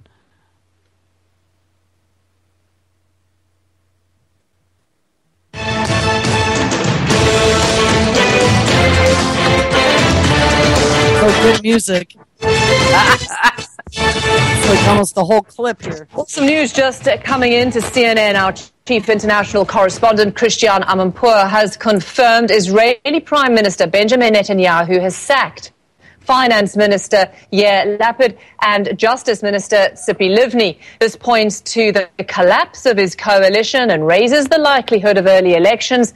Again, just to repeat that, Israeli Prime Minister Benjamin Netanyahu has sacked his Finance Minister and his Justice Minister. A statement released by the Prime Minister's office says, quote, during the last few weeks, and in particular the last few days, the ministers have intensely attacked the government, which I am leading. I will not tolerate any more opposition in the government I am leading. I will not tolerate ministers attacking the government policy and its head from inside the government. And of course, we'll keep you updated on that. He's not going to tolerate any dissent, so if you don't agree with me, you're fired. So that kind of sounds like Obama getting rid of all. Yeah. Well, rid of all nobody wants to be Obama's attorney general. They're having a problem there. They're having a problem everywhere, it sounds like. I told you. I did see that they put in, I guess and I don't know if they've, what's the word called when they put him up in front of the committee and everybody approves him, the new Secretary of Defense. Confirmed? Yeah, confirmation. Yeah. Obama appoints Ashton Carter as Pentagon chief. Who the hell's that? I don't know. Let's look into him. He's going to be the one taking over for Hagel. Obama is expected to announce Ashton B. Carter as his nominee to be the Secretary of Defense, the Associated Press reports. Carter served as the Pentagon's second in command from October 2011 to December 2013. If confirmed by the Senate, Carter would replace Defense Secretary Chuck Hagel, who announced his resignation last Monday. And again, there are a lot of questions as to why that resignation happened. I would love to be a fly on the wall in that meeting. Carter served... I would too. Yeah, I'm sure that there's lots of dirty laundry being aired right now. Carter served as deputy secretary under both Hagel and his predecessor, Leon Panetta. Oh, so another good insider.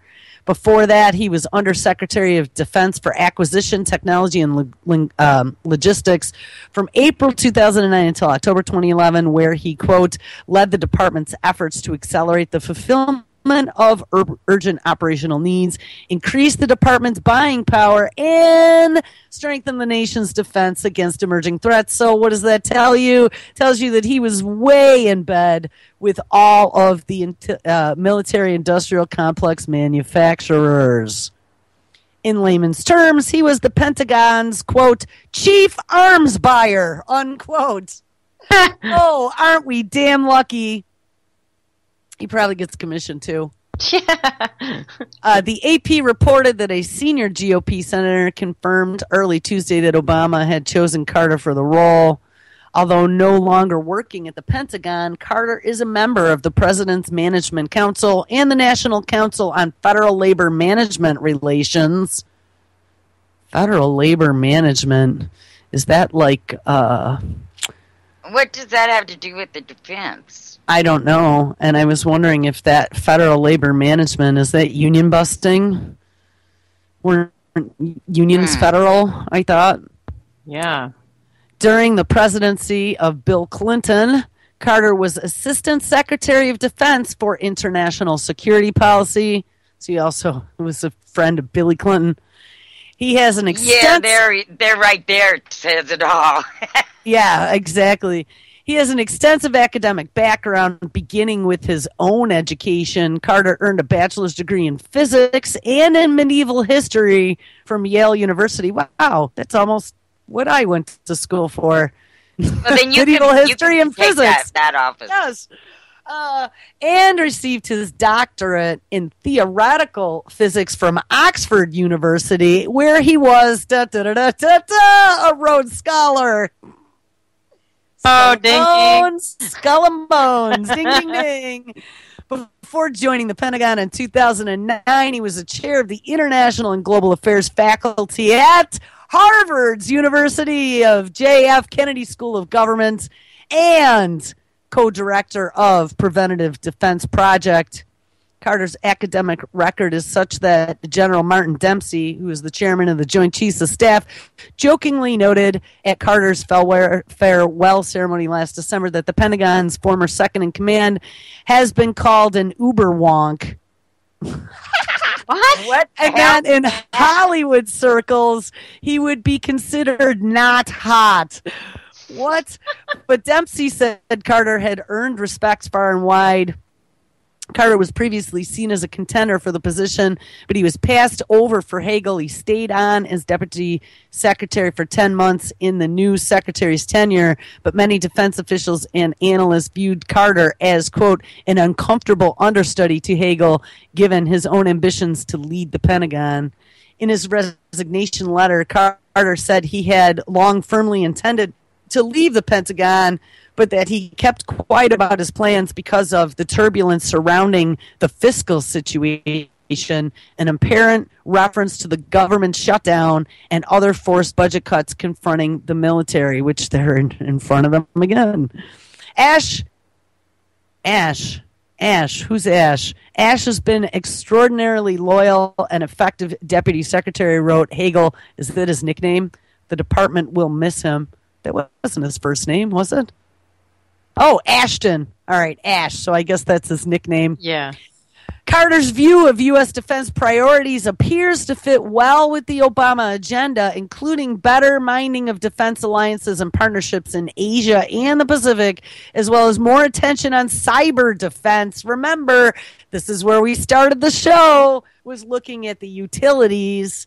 They've been warning about that for a long time. That's right. Cyber attacks on utilities and countering the spread of weapons of mass destruction. In July 2013 remarks, Carter noted that the Pentagon had entered an era of transition requiring fresh thinking, which could be negatively affected in the coming years by the across-the-board budget cuts known as sequestration. His previous experience at the Department of Defense will allow him to hit the ground running, especially since he has garnered so much respect from senior military officials. So the DOD head and the NSA head both are going to have new guys in them. Yep. Isn't that nice? Mm-hmm. Oh, and DHS. That wouldn't be able to testify if anything did come up. They would have to say, well, that was before I was in charge. Yeah. Wow. So it's going on everywhere, baby. Over there, us right here. Wow. What's going to happen? I mean, sounds like something big time's going to go popping. Well, remember too, there was the mass shakeup in all of those military generals, and especially the ones that are running the nuclear program. Yes. And Obama just announced a full nuclear overhaul. Did he really? Yeah. They're building all kinds of new weapons. You know, did you see where Putin made that remark that the reason the U.S. and Obama hates him so much is because he did not agree with he didn't want to be a part of the New World Order? Well, he's been squawking about the New World Order for quite a while. Yeah. But, is he really involved or is he not? I think he is. I think so. I think what he doesn't like, actually, my friend and I had a long discussion about this. We talk about Putin often because Putin is a slippery snake. Mm-hmm. Here's what we kind of came to the conclusion of is that Putin plays both sides. Okay, they're billionaires. He's a billionaire. So there's always butt rubbing on the backside. And all of these incursions, military or otherwise, they make money upside and downside. Hell right? yeah. They're all invested. But here's the thing. Putin is an alpha male, right? It's quite an ingenious marketing ploy to show him shirtless, running with firearms through swamps and then cuddling puppies on the flip side. Putin definitely is an alpha male. And actually, it just reminded me, I'll have to maybe find it for tomorrow. I literally did find a story, like all the things that I had talked about before about Putin, like him with the needle nose pliers and the blowtorch. Yeah. Don't get the warm and fuzzy from him, because there was a story very similar to that, and it was out of one of the mainstream publications about some of the horrible things that Putin used to do when he was head of the KGB. Yeah, and I was like, I knew it. Killer. Right. Yes, I That's knew right. it, man. You can see it in his eyes. You really can. Oh, you can still see this shit in his eyes because that just doesn't leave you. That's like stays in your soul forever. Yeah, it sure does. So here's the thing. Though Putin is making money on the upside and the downside, he doesn't want to be anybody's bitch, okay? That's That's right. where this comes down to. So being part of the New World Order makes him somebody else's bitch, and he's not standing for that. He And so ain't. I think that's where the argument comes on. Yeah. He's not He narcissist. wants to be narcissist. that. He's a total narcissist. He is. I think he is. I definitely think he is.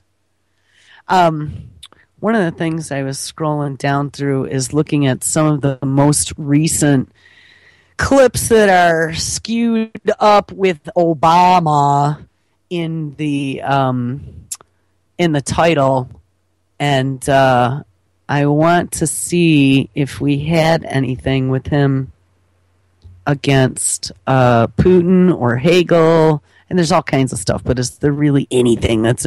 Oh, yeah. And whatever happened, by the way, we talked about that executive action back, it was probably 2 weeks ago for the immigrants, for immigration. Did we ever go over that? So we got about 7 minutes here. I think we touched on it. Because, you know what? Here's the thing. Everybody got up in arms over that.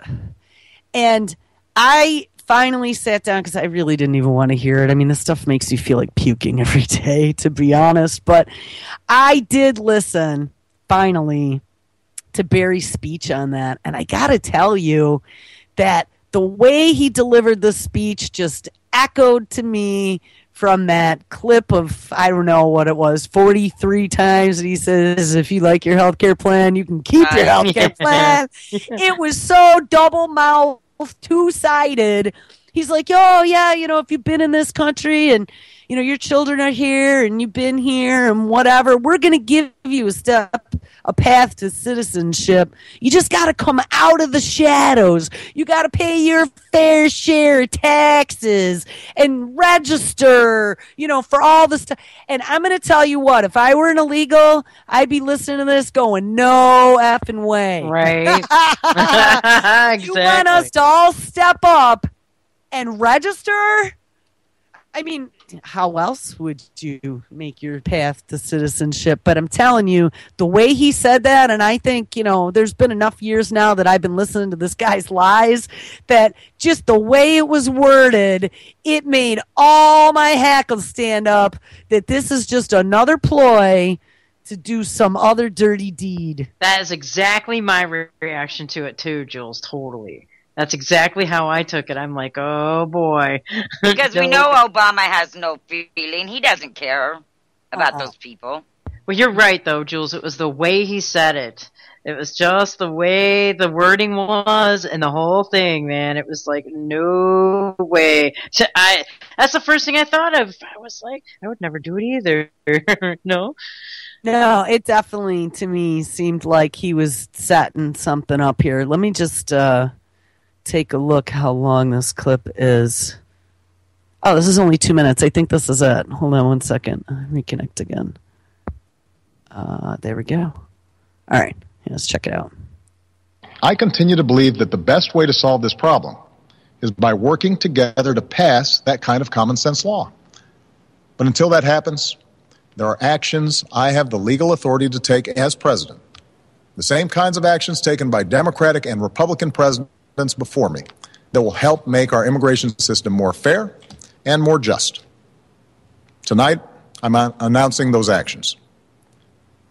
First, we'll build on our progress at the border with additional resources for our law enforcement personnel so that they can stem the flow of illegal crossings and speed the return of those who do cross over. Second, I'll make it easier and faster for high-skilled immigrants, graduates, and entrepreneurs to stay and contribute to our economy, as so many business leaders have proposed. Third, we'll take steps to deal responsibly with the millions of undocumented immigrants who already live in our country. I want to say more about this third issue because it generates the most passion and controversy. Even as we are a nation of immigrants, we're also a nation of laws. Undocumented workers broke our immigration laws, and I believe that they must be held accountable, especially those who may be dangerous. That's why over the past 6 years, deportations of criminals are up 80%. And that's why we're going to keep focusing enforcement resources on actual threats to our security. Felons, not families. Criminals, not children. Gang members, not a mom who's working hard to provide for her kids. We'll prioritize, just like law enforcement does every day. But even as we focus on deporting criminals, the fact is millions of immigrants in every state, of every race and nationality, still live here illegally. And let's be honest, tracking down, rounding up, and deporting millions of people isn't realistic. Anyone who suggests otherwise isn't being straight with you. It's also not who we are as Americans. After all, most of these immigrants have been here a long time. They work hard, often in tough, low-paying jobs.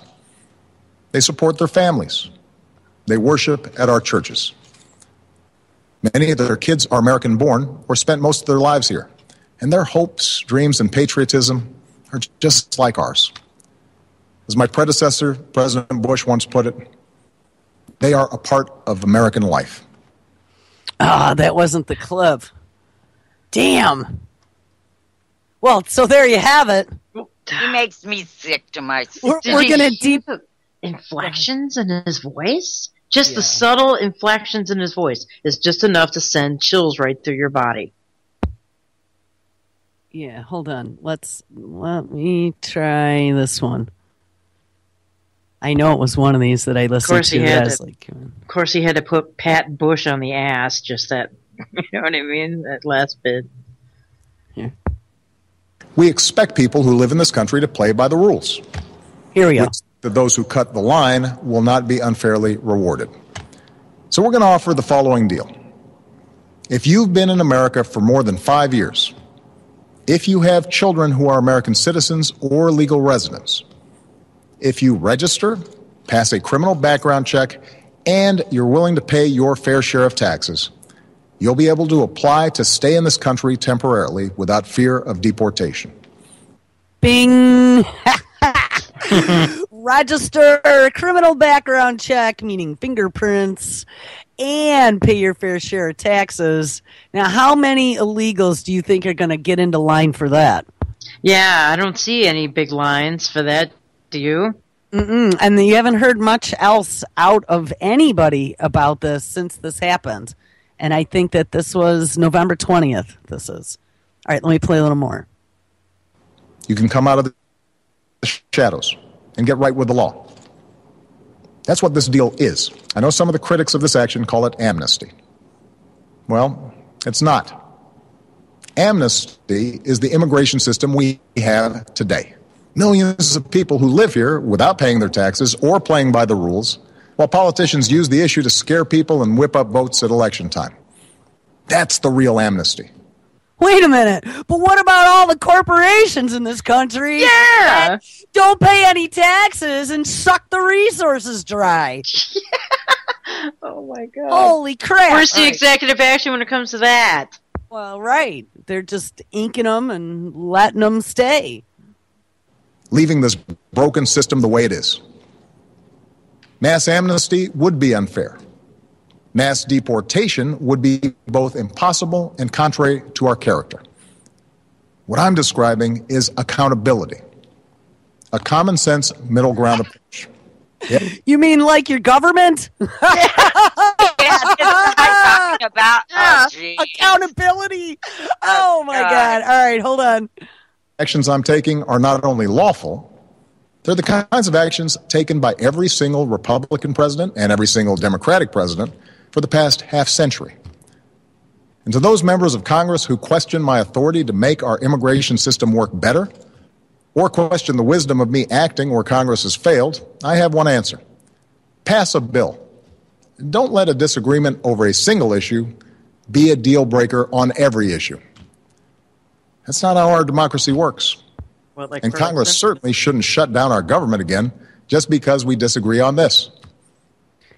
And that is not how our government works, so we just make ourselves king and sign executive orders. There you go. And that last statement, it's like what, like Ferguson? Like it's exactly what's happening in Ferguson. Exactly. So, guys, listen, we're down to the last minute. There's a couple quick things I want to say. Make sure you check out the new Tuesday night lineup. We switched things all up and around yesterday. Primer Time is now on at 8 p.m. Eastern, and Prepper Chicks is on at 10 p.m. Eastern. So we flip-flop some spots. Anti-Media Radio is now 5 days a week.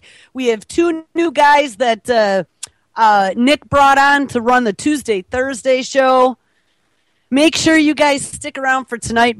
By the way, just so you know, also Josh's grandmother died. So if you happen to see Josh around, you might want to, just let him know that we're thinking about him. So up next, Hail Anthony, Mr. John Stokes, Mr. Jack Blood. We got Dane's replay from this week. Anti-tyranny news. We are going to run a rebroad for Josh tonight. Jonathan and Steven are on tonight live. April and Burstein with this week's show, and Anti-Media Radio ends up the night at 11 o'clock. Thank you so much, ladies, for hanging out today. Sorry I haven't been around. Thank you, everyone, for listening. We will catch up with you guys tomorrow. Everybody take care.